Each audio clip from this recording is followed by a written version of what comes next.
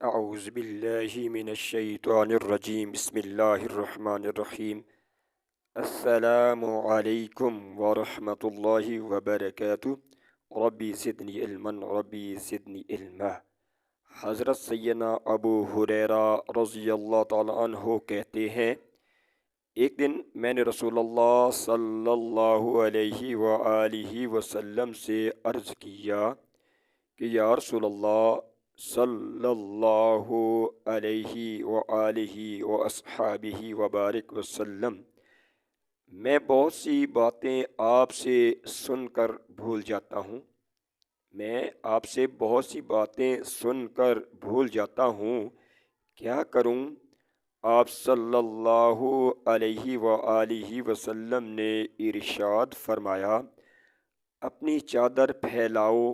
میں نے اپنی چادر پھیلائی۔ آپ صلی اللہ علیہ وآلہ وسلم نے ویسے ہی اپنے دونوں ہاتھوں سے اشارہ کیا اور فرمایا، اس کو سینے سے لگا لو۔ میں نے سینے سے لگا لیا۔ اس روز کے بعد کبھی بھی میں کوئی چیز نہیں بھولا۔ حضور صلی اللہ علیہ وآلہ وسلم کے عطا کردہ کیمیائی نسخہ کا فائدہ حضرت سیدنا ابو ہریرہ نے اتنا اٹھایا کہ دور صحابہ میں حافظ الحدیث کی حیثیت سے متعارف ہوئے۔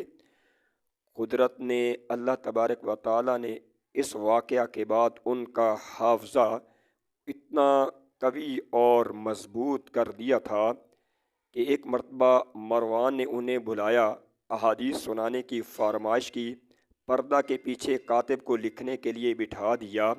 ابو ہریرہ احادیث سنا کر جانے لگے تو طائف دے کر رخصت کیا۔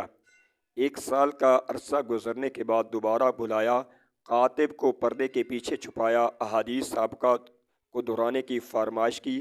کاتب پریشان تھا کہ پورا دربار حیران تھا کہ الہی کیا حافظہ ہے کہ گزشتہ سال جو احادیث سنائی تھی کسی حدیث میں زیر زبر اور نقطے کا کوئی فرق نہیں ہے، بلکہ جیسے پہلے سنایا تھا ویسے ہی سنایا۔